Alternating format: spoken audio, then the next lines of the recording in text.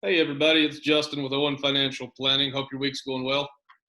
This is my second video, and I'd like to cram in a few different topics today. So one of the things I'd like to talk about is 401k's and life insurance, and if we have some time, the election, as if you haven't heard enough about it already. So let's start with 401k's.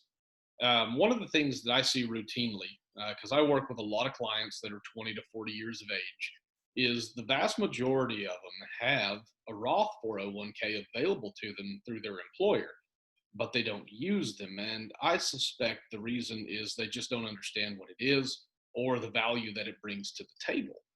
And so that's what I want to talk about. So if you've got a 401k available to you, there's two kinds. There's a pre-tax 401k, or what you might call just a regular 401k that's been around forever, and then the Roth 401k. So what happens with a regular or a pre-tax 401k is you get your paycheck, and the government allows you to make a contribution to your 401k before you pay tax on your income. So let's say that in the course of a year, you put $5,000 into your regular 401k. What you've done is you've made a contribution to a retirement account that is tax deferred. So let's say you put five or $10,000 a year in it, or whatever the amount, and it grows and grows and grows. You get to retirement age, we'll say that's 60, and you pull some money out to live off of. So if you pull 10 or 20 or $30,000 or whatever the amount is, you now owe tax on that money. So you've deferred the tax until retirement. It's pretty simple. A Roth 401k is different. A Roth 401k, the government says, okay, we're going to allow you to make a contribution to your 401k, your Roth 401k. But before you do so, you owe the tax. So you got paid, you paid the tax already on your income, and now after you've paid your tax, you go ahead and make a contribution to a Roth 401k. And the advantage to this is real simple to understand. You're paying tax on the seed before you have to pay tax on the fully grown tree. So the Roth account, you're paying tax on the seed. And if you ask yourself a simple question, what do I think is going to happen with taxes over the next 10, 20, 30 years? I think you'd be a fool to think taxes are going to go down. They're going to go up. At least that's what things look like. So if you're in a 22 or 24% tax bracket today, and you think taxes are going up, why not pay the tax on your contribution up front rather than defer it 30 years from now when your tax bracket could potentially be higher, even much higher? Tax on $1,000 is a lot more attractive than tax on 500,000. So give your Roth 401k some consideration. They're not always the most valuable resource you have, but a lot of times they are. For the vast majority of people, a Roth 401k is a better tool. And another thing to consider that a lot of people don't understand with Roth accounts is when you contribute, say, $10,000 to a regular pre-tax 401k, your income, your annual income, say you made 100,000, but you contributed 10,000 to your 401k. Well, now you can reduce your taxable income from 100,000 to 90,000 because your contribution will offset your taxable income. That's an advantage to a pre-tax account. A Roth 401k won't do that.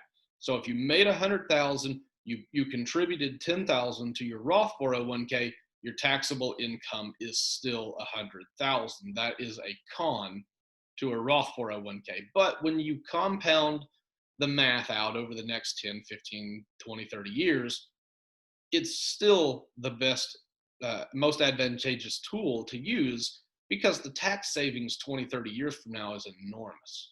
So give some consideration to your Roth 401k. Again, they're not for everybody. There are some people that are better off using a pre-tax 401k. These are usually people that are in their late 40s, 50s, and 60s that need or could use that tax break.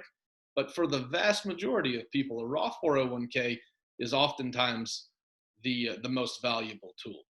So moving on to life insurance, and this is a big emotional trigger for me.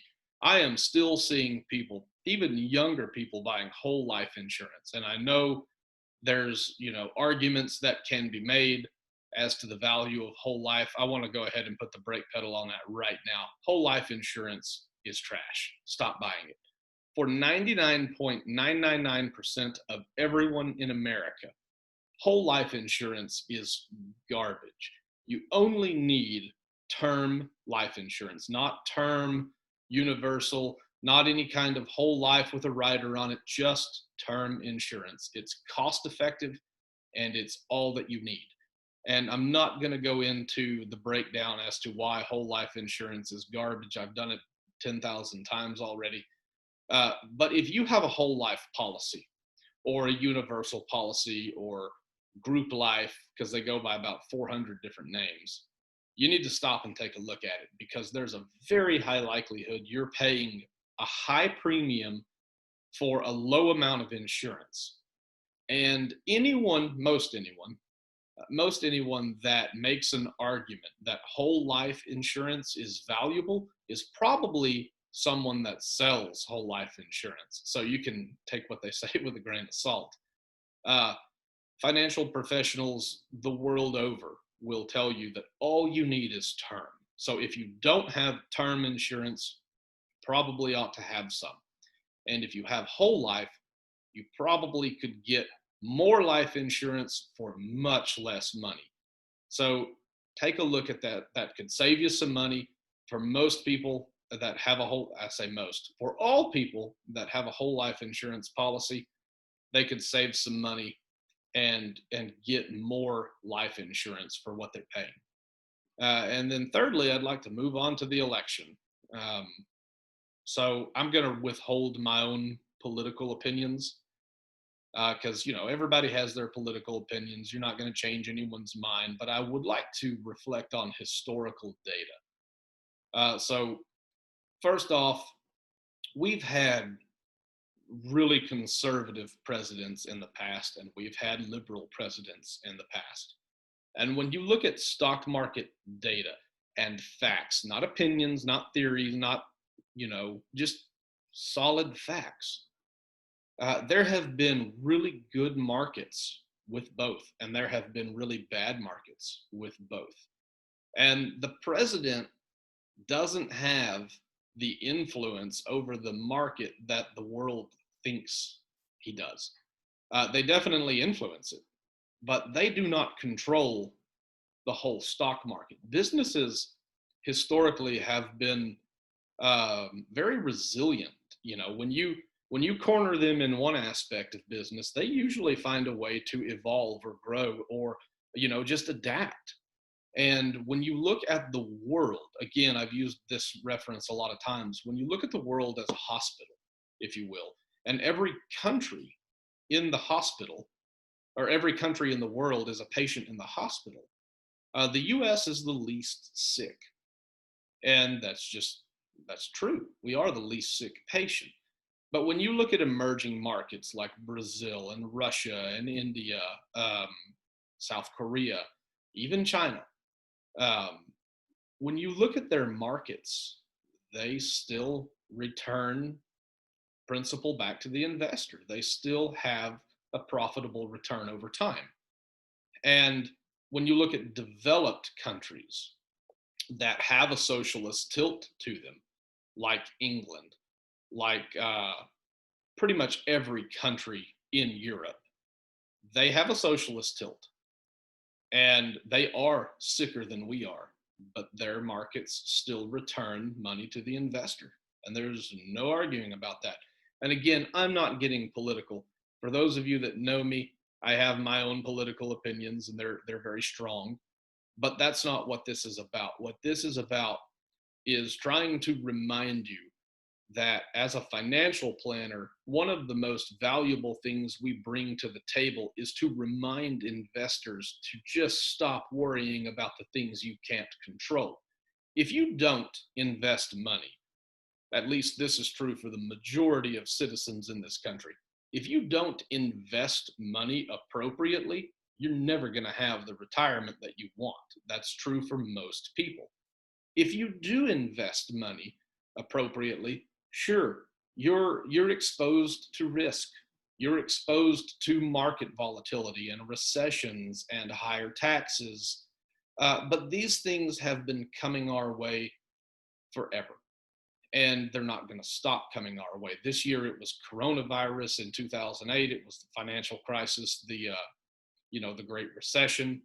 You've had horrible stock market events many times before, and you will have them tomorrow. But don't let whatever is in your mind today stop you from doing what has historically been your best tool, and that is investing money when you can, as often as you can, in appropriate investments for a long period of time. This is how wealth is built. So don't get lost in what the media feeds you. Conservative, Democratic, liberal, I don't care where you are. The media is 95% is nothing but lies and biased crap. That's what they provide. Their job is not to provide you with truth. It is to provide content that keeps eyeballs on the TV or the news app. That is their job. They don't care about anything else. So don't get lost in the nonsense. Use your brain.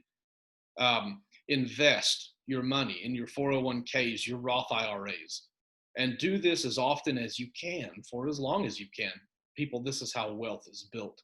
I've met probably no less than 200 millionaires, and out of the 200, 195 of them became millionaires because they invested over a long period of time. And then a very small percentage of them inherited some money or won some money. But the bulk of them, they invest for a long period of time. They live humble, they stay humble, and they save their money. This is how millionaires are made. And this is how you will become a millionaire, most likely. So don't get lost in the noise. Don't get lost in all the mess that comes with the media and the election. And we have had turbulent, terrible windstorms before. We'll have them again, but we've survived them to this point, and I believe we're going to survive them further. So use your brain, invest your money wisely. If you don't know where to put it, talk to a financial planner, talk to someone that's an expert in investments, get some help, gain some wisdom from somebody that you trust. And best of luck to you. And if you ever want to talk with anybody, I'm here. I love visiting. Questions and answers is something I love to do. So don't hesitate to reach out to me. And thanks for watching, and have a great rest of the week.